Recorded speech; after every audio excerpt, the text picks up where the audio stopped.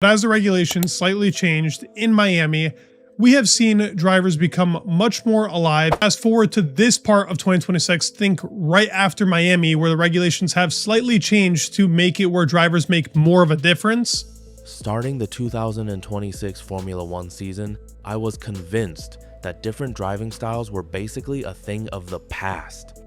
The cars relied so heavily on engine braking that late braking just didn't bring the same rewards anymore.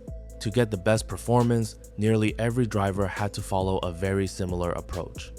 It was all about lifting through certain corners to set up stronger straight line speed and squeeze out lap time wherever possible.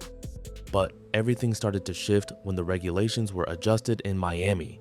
Since then, drivers have looked far more energized behind the wheel, and driving technique has become a major factor again.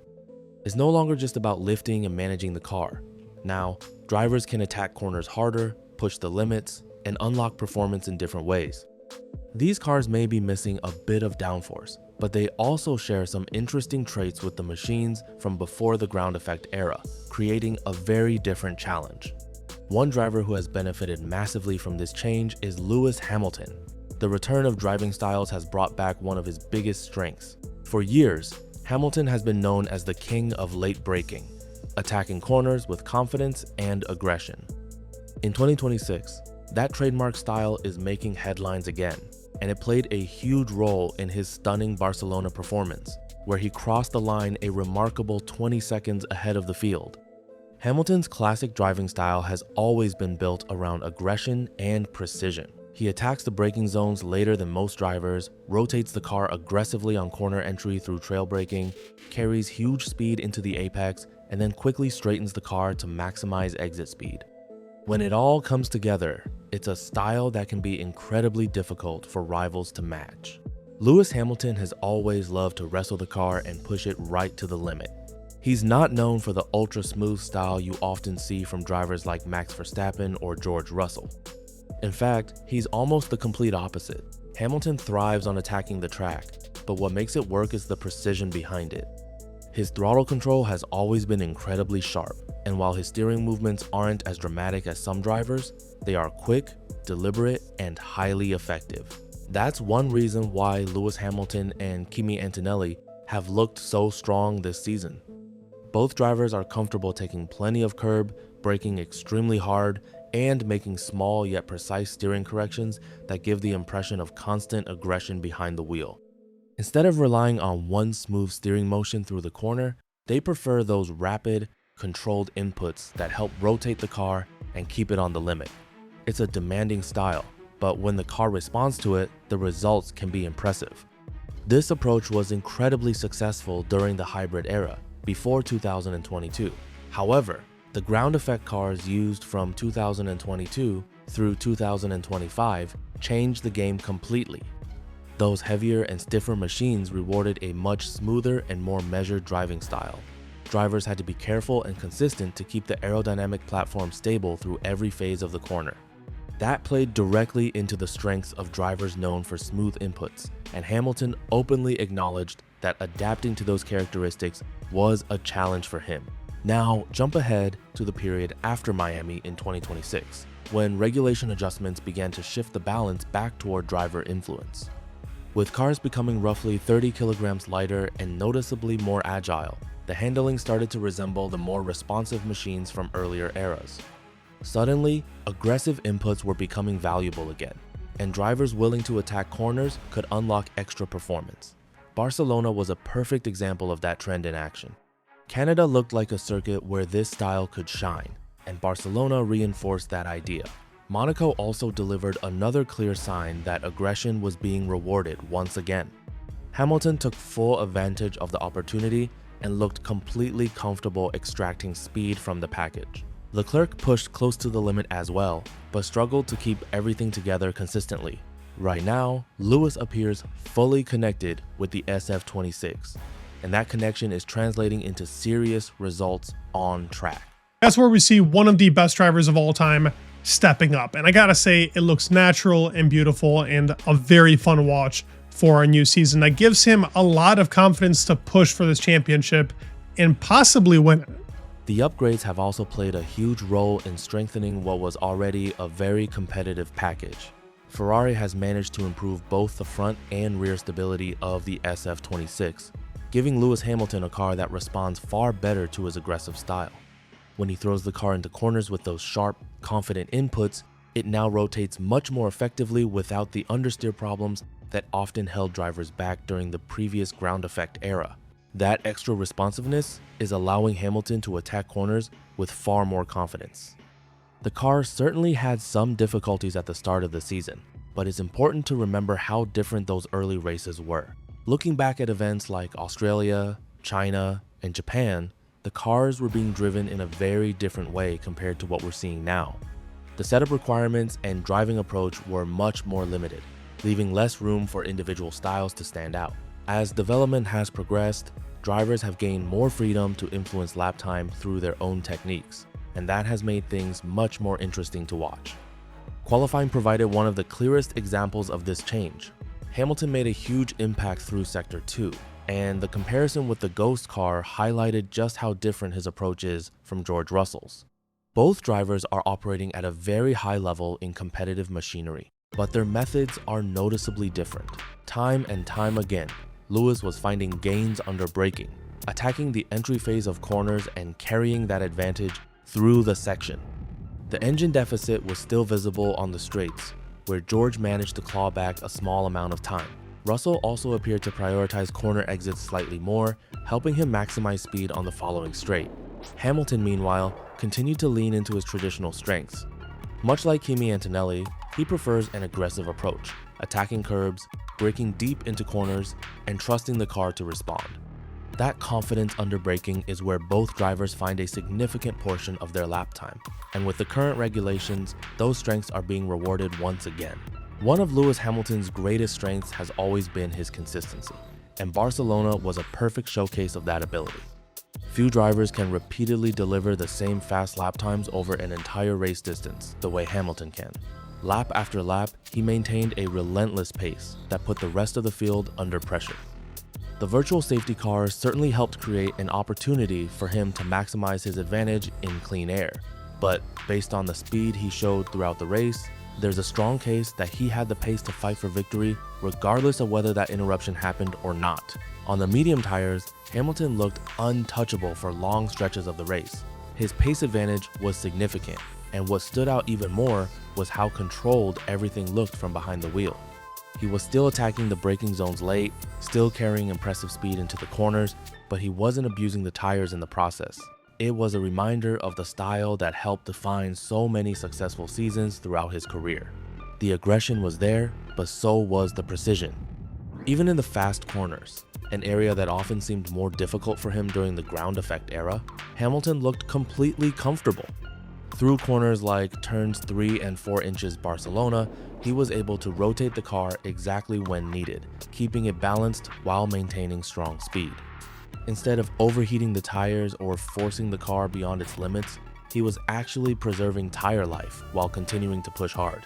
Managing all of those factors at once is incredibly difficult, which made the performance stand out even more.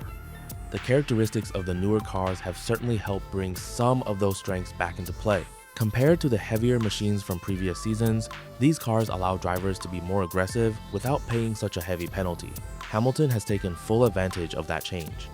His energy management has also been extremely efficient, helping him maintain performance throughout a stint and maximize opportunities on the straights. Another area where Hamilton has looked especially strong is in the slower corners.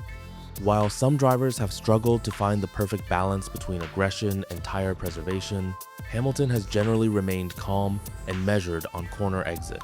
His throttle application has been remarkably clean, allowing him to maintain traction and carry momentum down the following straight.